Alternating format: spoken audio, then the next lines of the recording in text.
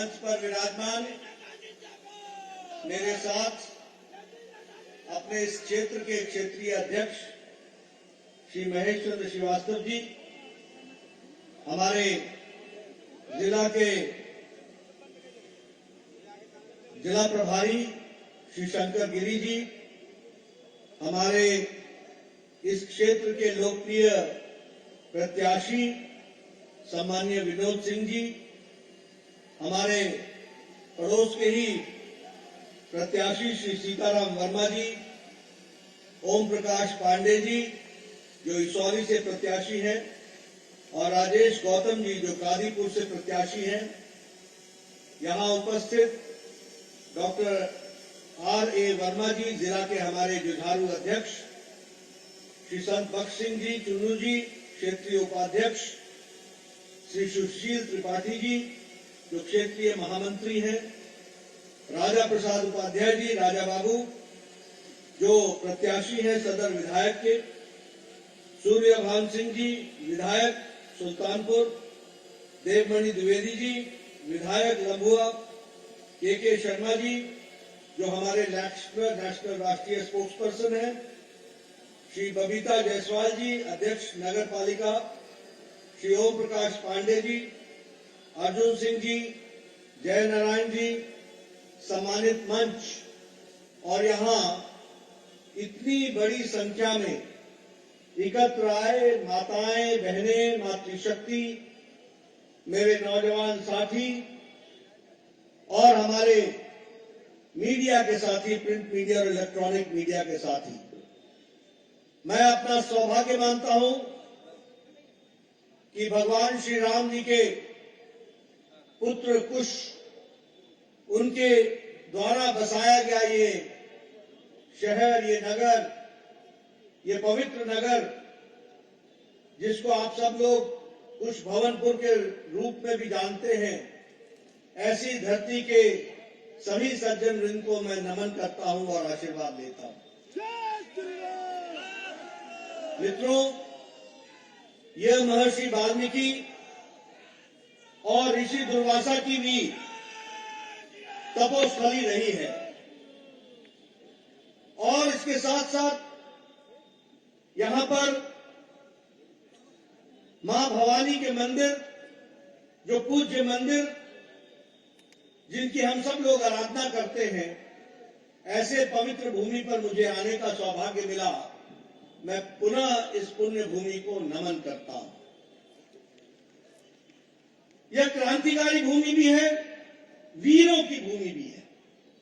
यहां आऊं और अब्दुल हमीद को याद न करूं, यहां आऊं और मंगल पांडे को याद न करूं, यहां आऊं और सुहेल देव सिंह जी की कर्मभूमि को याद न करूं तो शायद मैं न्याय नहीं कर पाऊंगा। ऐसी भूमि को मैं आशीर्वाद भी लेता हूं और नमन भी करता हूं। ये साहित्यकारों की भी भूमि है। हमारे लोकप्रिय जनकवि रमाशंकर यादव जी, जिन्हें हम विद्रोही के रूप में जानते थे, या फिर हमारे पूर्व छायावाद युग के राम नरेश त्रिपाठी जी हों, चाहे कवि त्रिलोचन शास्त्री जी हों, यह भी इस भूमि से उन्होंने भी साहित्य की बहुत बड़ी सेवा की। ऐसे महान साहित्यकारों को भी मैं यहां आकर के नमन करता हूं और उनसे प्रेरणा लेता हूं। मित्रों, चुनाव की बेला है और चुनाव के दौरान हर तरीके की बातें सुनने को मिलती है। हर पार्टी लोभ लुभाने वाले वायदे लेकर के आ जाती है। हर पार्टी, हर नेता नए नए वायदे करता है। मैं ये तो जानता हूं कि यहां बैठे लोग इतने धूप में, इतनी कड़ी धूप में अगर मुझे सुनने के लिए आए हैं तो उन्होंने तो मन बना लिया है कि उनका वोट भारतीय जनता पार्टी को मिलेगा। वो वोट देने के मन से आए हैं, इसके लिए आपका बहुत बहुत धन्यवाद। लेकिन आपके माध्यम से मैं आपसे नहीं, आप आपके माध्यम से सुल्तानपुर की तमाम जनता से वोट मांगने के लिए आया हूं। और जब मैं वोट की बात करता हूं तो मैं हमेशा लोगों को कहता हूं, कभी किसी को इस आधार पर वोट मत देना कि वह आगे क्या करेगा। किसी पार्टी को इस आधार पर मत देना कि वह आगे क्या करने वाली है। वोट का आधार यह होना चाहिए कि पीछे उस पार्टी ने क्या किया है, वही तय करेगा कि वह आगे क्या करने वाले हैं। इसको हमको समझना है। और जब मैं ये कहता हूं तो ये हमारे ही नेता हैं जो छाती ठोक करके सुल्तानपुर की जनता के सामने जाकर कह सकते हैं, अपना रिपोर्ट कार्ड ले करके जाते हैं। कोई political party, Samajwadi party, Indian national Congress कभी भी अपना रिपोर्ट कार्ड लेकर के नहीं आती है, हमेशा नए नए नारे लेकर के आती है। ये हम ही हैं जो कहते हैं कि जो कहा था वो किया है, जो कहेंगे वो करके दिखाएंगे। ये हमारा दम है। आप बताइए, आज अयोध्या में दीपोत्सव मनता है। आप बताइए कि आज भव्य कुंभ होता है कि नहीं होता है? दुनिया में कुंभ का नाम होता है कि नहीं होता है? दीपोत्सव का नाम होता है कि नहीं होता है? कृष्णा उत्सव के रूप में, कृष्ण उत्सव के रूप में मथुरा जाना जाता है कि नहीं जाना जाता है? और उसी तरीके से वाराणसी में देव दीपावली होती है कि नहीं होती है? ये पहले किसने रोका था? क्यों अयोध्या सुनी पड़ी थी? क्यों दीपोत्सव नहीं होता था? क्यों भव्य कुंभ नहीं होता था? क्यों कुंभ की गलत गलत कहानियां आती थी? आज कृष्णा उत्सव, कृष्ण उत्सव क्यों होता है? ये इसलिए होता है कि जब नेतृत्व सही होता है तो जनता को भी सही दृष्टि मिलती है। ये भी हमको याद रखना चाहिए। और इसीलिए मैं ये आप सबको बताने आया हूं, मित्रों, मैं युवा साथियों का जोश समझ सकता हूं, लेकिन मेरे होश को भी जरा ध्यान में रखो। मैं ये बताना चाहता हूं, यह पार्टी सिर्फ विनोद जी को, सीताराम जी को, ओम प्रकाश पांडे जी को, राजेश गौतम जी को, राम प्रसाद जी को विधानसभा में पहुंचाने के लिए नहीं आई है। यह पार्टी इनको विधायक इसलिए नहीं बनाने आई है कि इनको विधायक बनाना है। यह पार्टी इसलिए इनको विधायक बनाना चाहती है क्योंकि इनके माध्यम से उत्तर प्रदेश की तस्वीर और तकदीर बदलनी चाहिए, इस बात के लिए आई है। ये हमारा रास्ता है और उसका माध्यम विनोद सिंह है, उसका माध्यम हमारे प्रत्याशी है। ये पासपोर्ट है, ये लाइसेंस है, और ये लाइसेंस आप देने वाले हैं आने वाले समय में। और किस लिए देने वाले हैं? हम गद्दी पर बैठने नहीं आए हैं, हम कुर्सी पर बैठने नहीं आए हैं। हम कुर्सी के माध्यम से भारत देश मोदी जी के नेतृत्व में आगे चले, इस पर मोहर लगवाने आए हैं। और योगी जी के नेतृत्व में उत्तर प्रदेश आगे बढ़े, इस बात की मोहर लगवाने आए हैं। आप बताइए, हम कहते हैं हमारी विचारों की पार्टी है। जब मैं विचारों की पार्टी कहता हूं तो याद कीजिए, सारे राजनीतिक दल देश की एकता की बात करते हैं, लेकिन धारा 370 के खिलाफ वोट डालते हैं सारे। और ये भारतीय जनता पार्टी है जो कहती है एक देश में दो निशान, दो विधान, दो प्रधान नहीं चलेंगे, नहीं चलेंगे। और मोदी जी की इच्छा शक्ति और गृह मंत्री अमित शाह की रणनीति ने धारा 370 को धाराशाही कर दिया। ये भी आपको याद रखना चाहिए। ये आपको मैं इसलिए सुना रहा हूं कि हम किसी उद्देश्य के लिए आए हैं, हम किसी उद्देश्य के लिए आए हैं। बताइए, सदियों से आप राम जन्मभूमि की बात करते थे, सदियों से। कभी किसी ने सोचा, कभी किसी ने सोचा अन्य पार्टियां क्या करती रही? बताइए, समाजवादी पार्टी ने राम भक्तों पर गोली चलाई थी कि नहीं चलाई थी?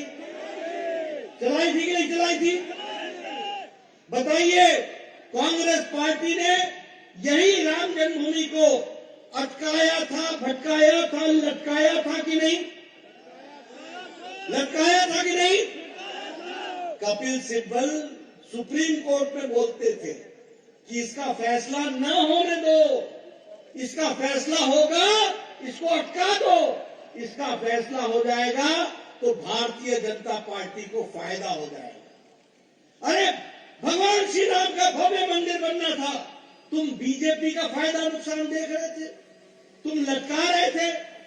आजकल ये दीगर बात है कि राजनीति में तुम लटक गए, अटक गए और भटक गए, लेकिन मोदी जी के नेतृत्व में अब भव्य राम मंदिर वहां बन रहा है, ये भी हमको याद रखना चाहिए। बोलो जय श्री राम।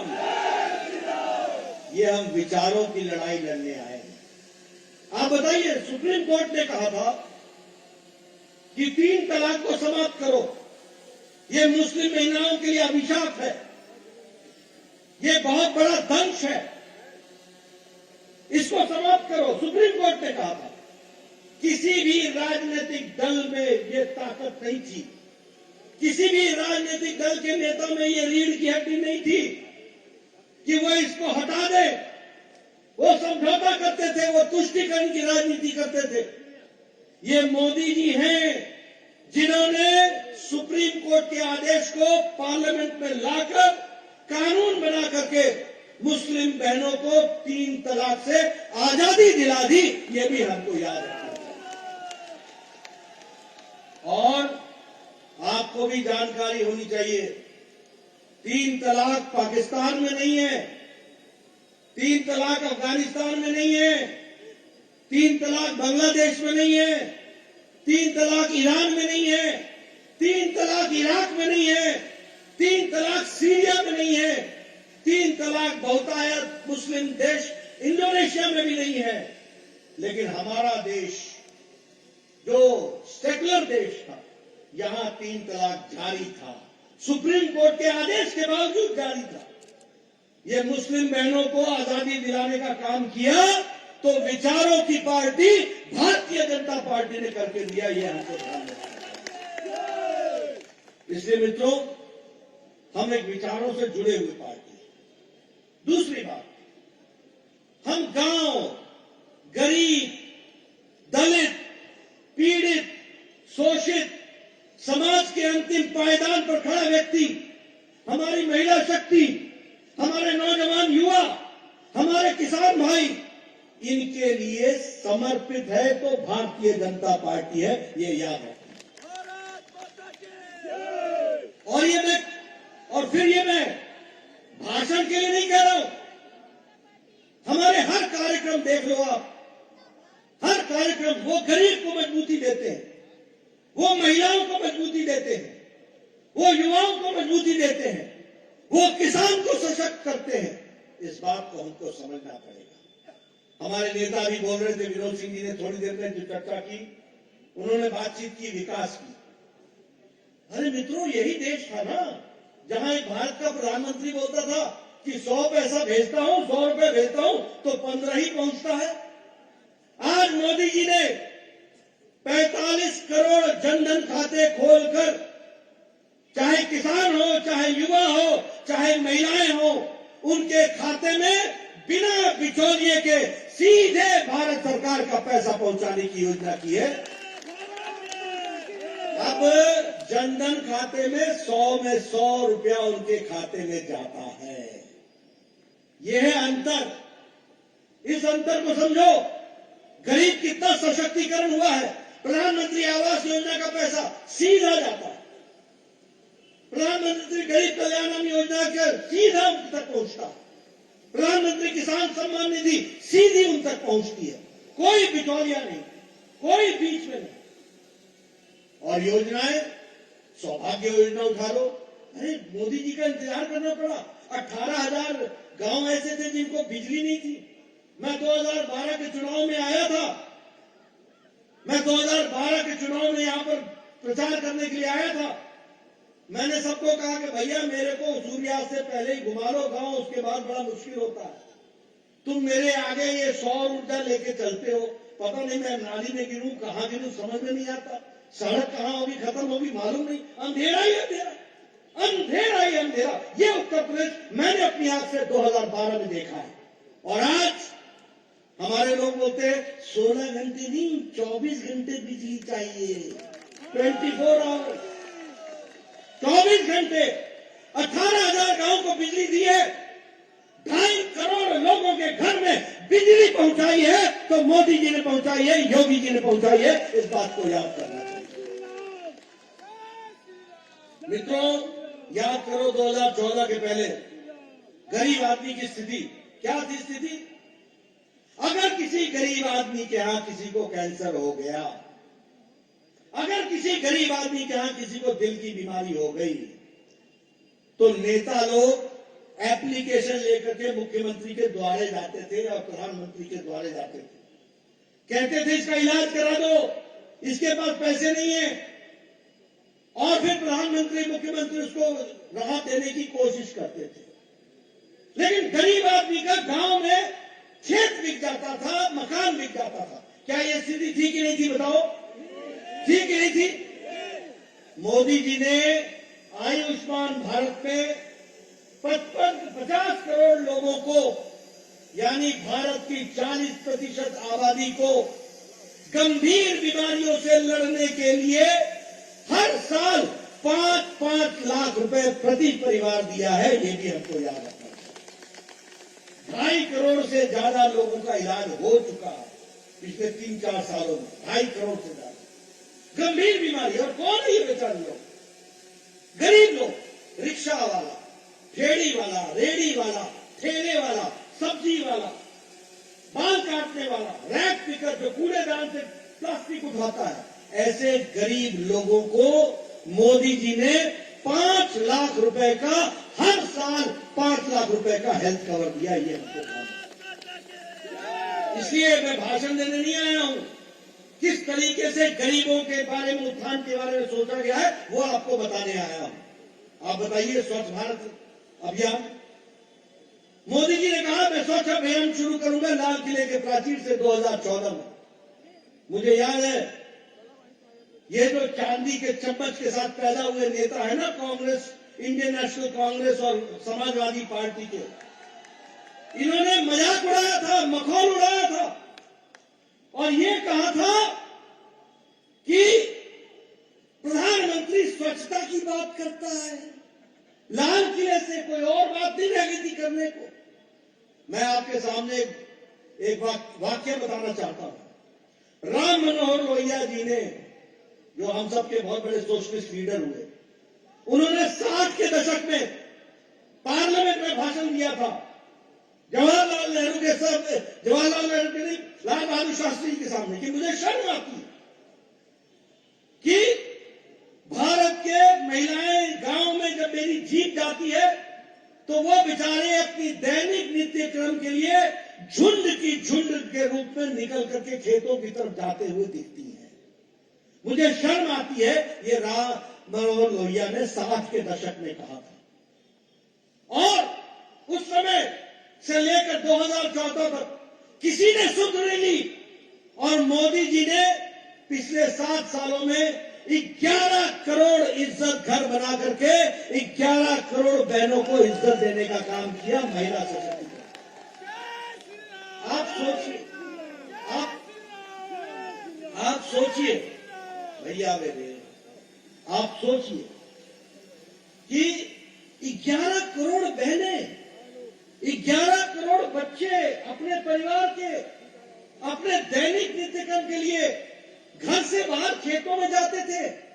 और उत्तर प्रदेश में भी यह संख्या कम नहीं थी। यहां उत्तर प्रदेश में भी 1.5 करोड़ लोग, बहनें इसी तरीके से जाती थी। और आज बदलती तस्वीर है। कोई गांव उत्तर प्रदेश का ऐसा नहीं रह गया जो खुले में शौच जाता हो, सबके लिए शौचालय घर बना के दिए हैं, तो मोदी और योगी जी ने किए हैं, ये आपको समझना चाहिए। इसलिए मित्रों, अब गरीब कल्याण अन्न योजना, बताइए राशन मिल रहा है कि नहीं मिल रहा है? राशन मिल रहा है कि नहीं मिल रहा है? मोदी जी का अलग से मिल रहा है, योगी जी का अलग से मिल रहा है, दोनों ration. Double engine, double engine, ये होता है डबल इंजन। जब गाड़ी 2 इंजन लेकर के आगे बढ़ती है तो आपको डबल डबल फायदा होता है। मोदी जी का भी राशन मिलता है, योगी जी का भी राशन मिलता है। लेकिन मैं आपको बताना चाहता हूं कि जब कोरोना के पिछली क्षति में, पिछले 100 साल पहले जब इस तरीके की महामारी आई थी, तो बीमारी से ज्यादा लोग भूखमरी से मर गए थे। और मोदी जी ने पिछले मार्च महीने 2020 के मार्च से प्रधानमंत्री गरीब कल्याण अन्न योजना के तहत आपको, हर व्यक्ति को घर पर राशन पहुंचाने का काम किया है। तो मोदी जी ने किया, योगी जी ने किया, यह भी हमको याद रखना चाहिए। इसलिए मित्रों, विकास की एक नई कहानी, गरीब, वंचित, पीड़ित, शोषित, दलित, इसकी चिंता करने का काम किया। आप विकास की बात करें, अब मुझे बहुत गजब भी लगता है, आजकल उत्तर प्रदेश से लोग मेरे से मिलने आते हैं तो कहते हैं मैं 3 घंटे में आ जाऊंगा, मैं 4 घंटे में आ जाऊंगा, मैं 5 घंटे में आ जाऊंगा। मैं उनसे पूछता हूं कैसे आ जाओगे? ओह, एक्सप्रेस हाईवे पकड़ेंगे और आ जाएंगे, हाईवे पकड़ेंगे और आ जाएंगे, हाईवे पकड़ेंगे आ जाएंगे। ये हाईवे कहां था भैया? ये मोदी जी का क्यों इंतजार कर रहा था?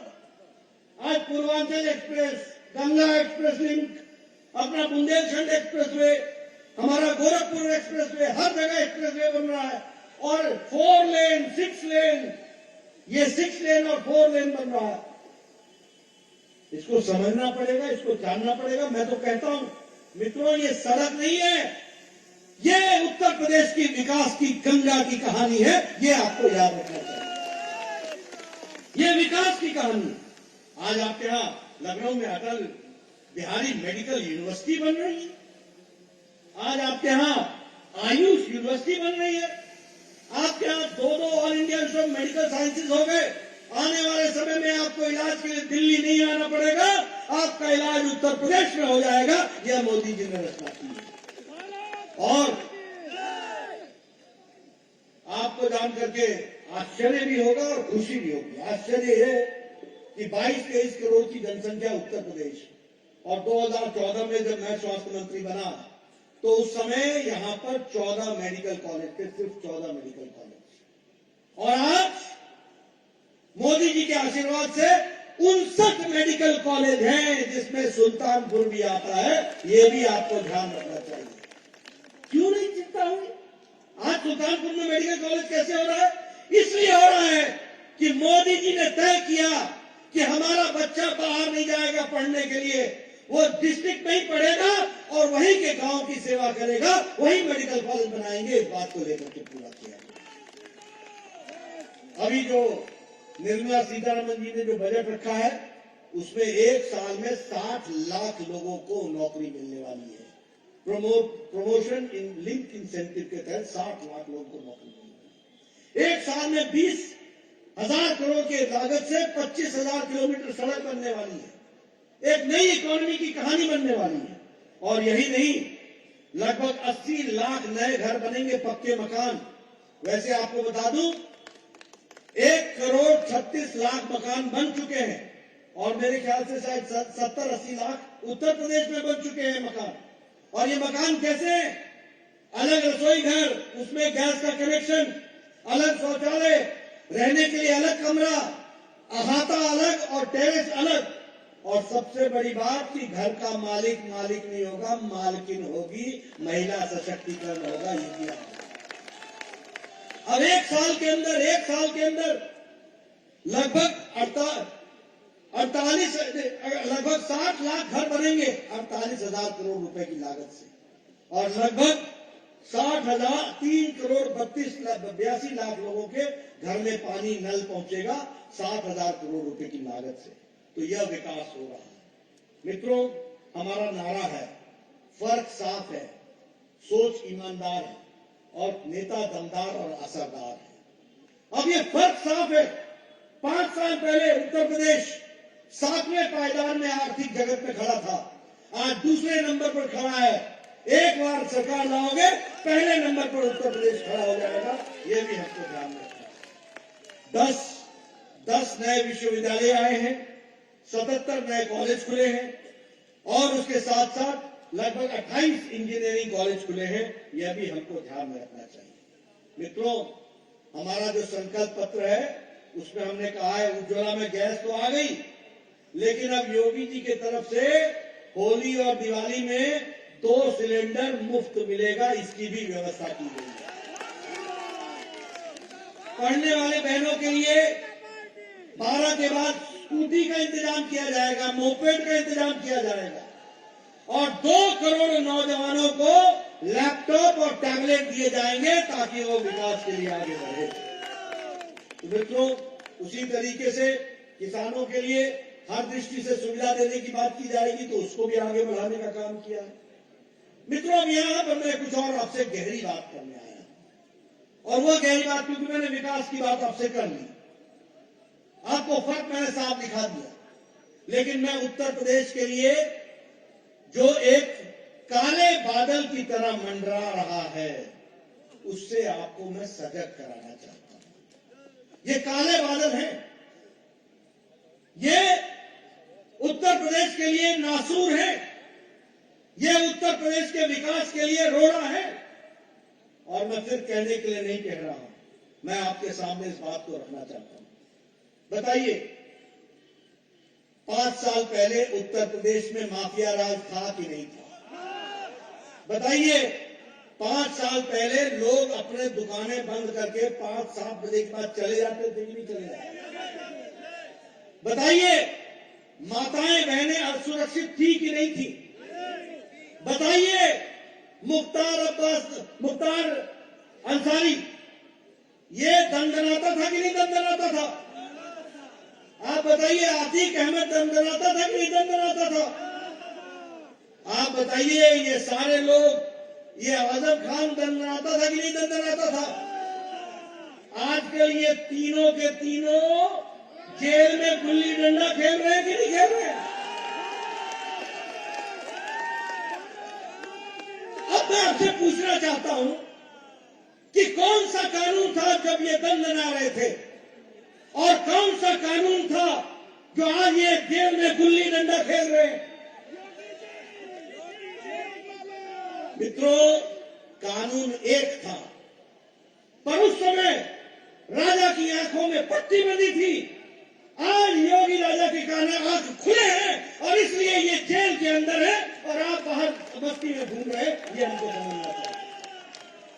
उस समय के राजा के आंखों पे पट्टी बांधी हुई थी और बंधवाई थी, मैं ना देखूं, करो मौत। मैंने तो सुना अखिलेश जी इन लोगों को साहब के नाम से संबोधित करते हैं। साहब, वाह रे वाह, वाह रे सपा, ये काले बादल आधे जेल से लड़ रहे हैं, आधे बेल पर है।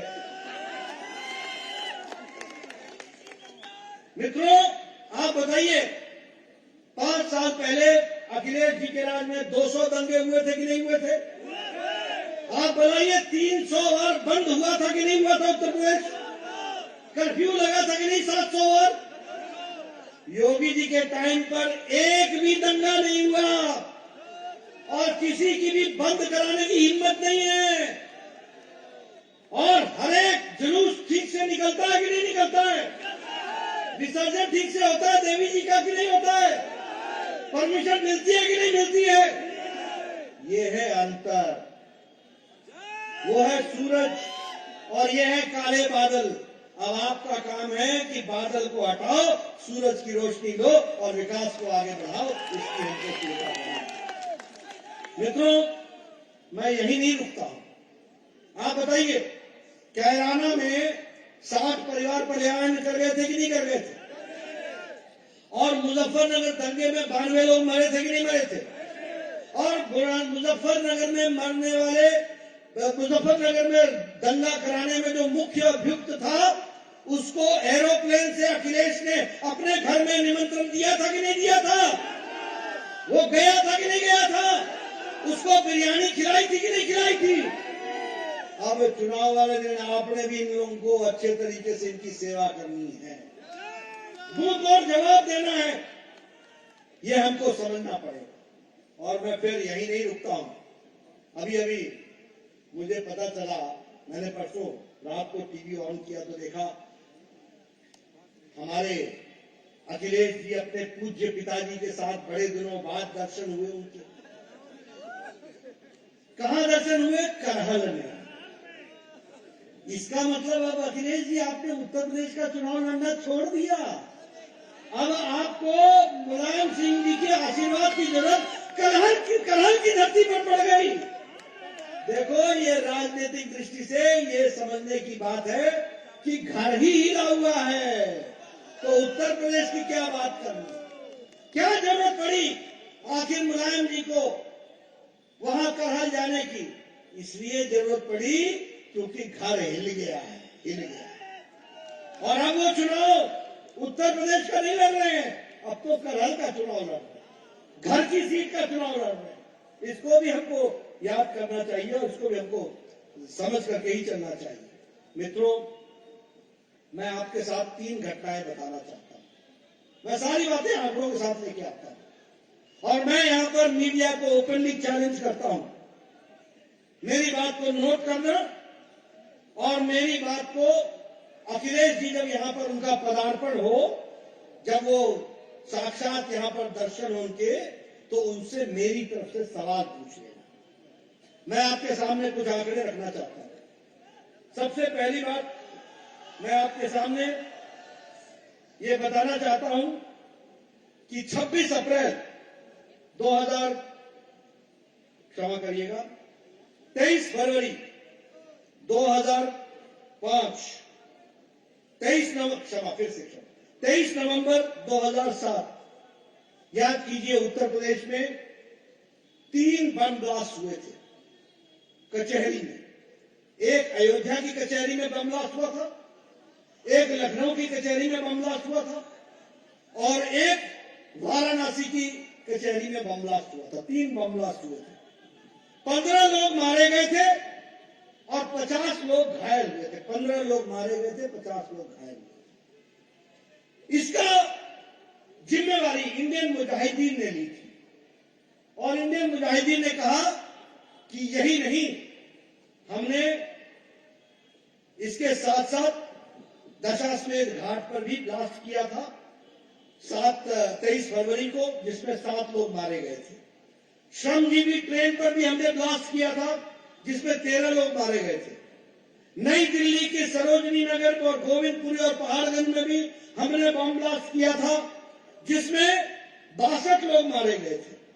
हमने संकट मोचन वाराणसी में भी ब्लास्ट किया था जिसमें 28 लोग मारे गए थे। हमने मुंबई के लोकल ट्रेन में भी ब्लास्ट किया था जिसमें 209 लोग मारे गए थे। और इसमें यूपी के एसटीएफ ने और एनआईए ने मिल करके, स्पेशल टास्क फोर्स ने, हाकिम तारिक कासमी जो आजमगढ़ का रहने वाला था और इसके साथ साथ खालिद मुजाहिद जो जौनपुर का रहने वाला था, इन दोनों के खिलाफ केस मुकदमा दायर किया। इन सब ब्लास्ट को लेकर, ये सारे ब्लास्ट कचहरी से लेकर, दशाश्वमेध घाट से लेकर, बॉम्बे ट्रेन ब्लास्ट से लेकर, सरोजनी नगर के ब्लास्ट से लेकर के सारे ब्लास्ट के लिए इनको दोषी पाया गया।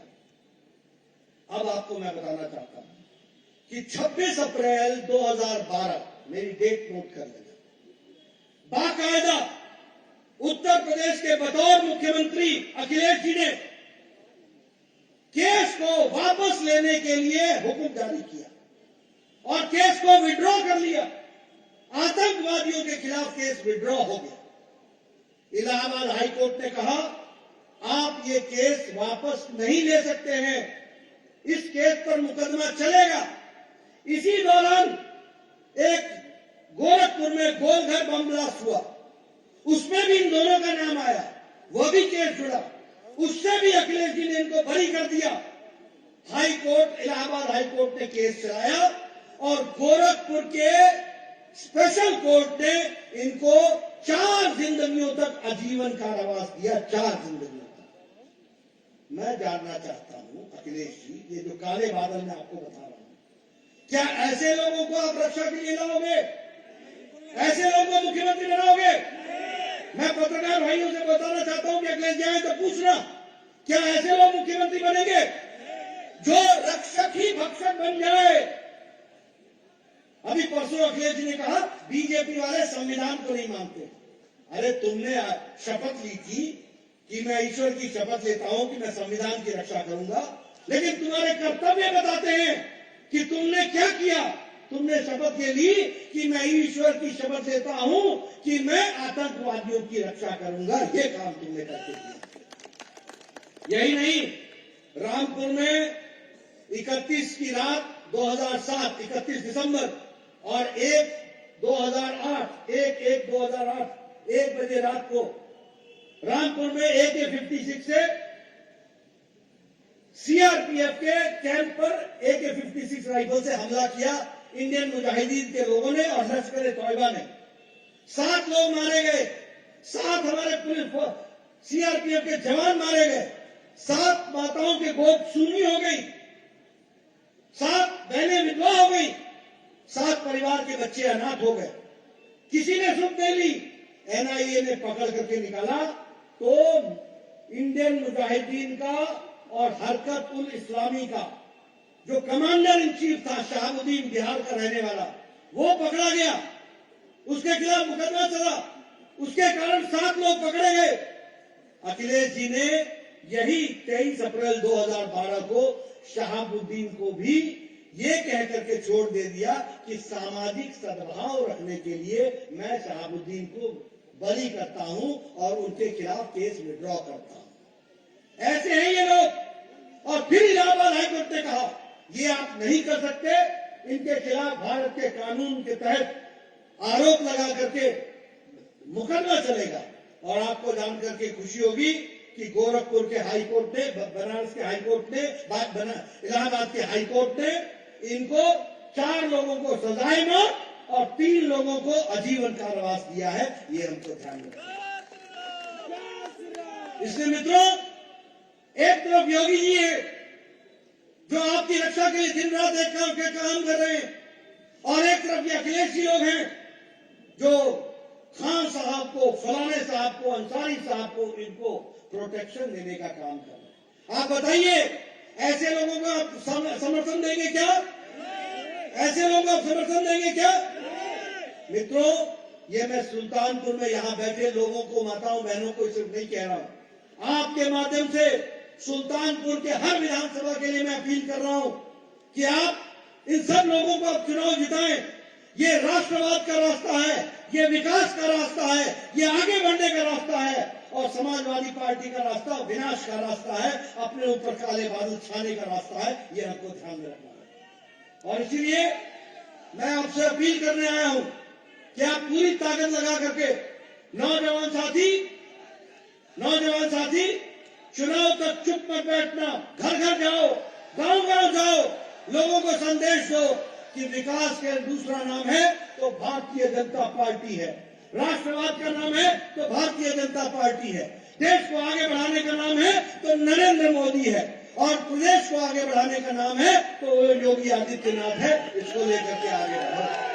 मुझे पूरा विश्वास है कि आप ये काम करेंगे।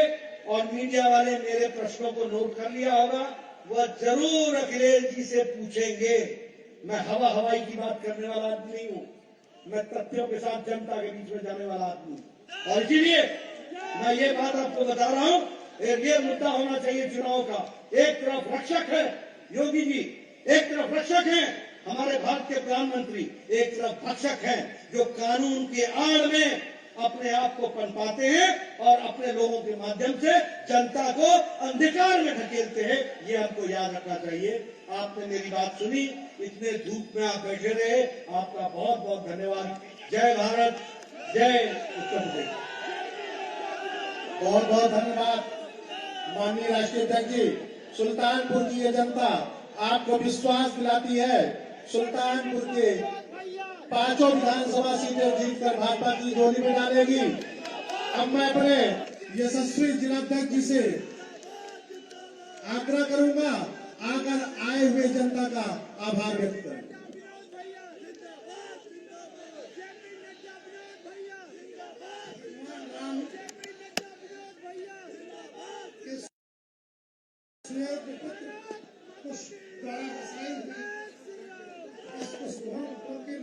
धरती पर हमारे बीच हमारे राष्ट्रीय अध्यक्ष जी आए।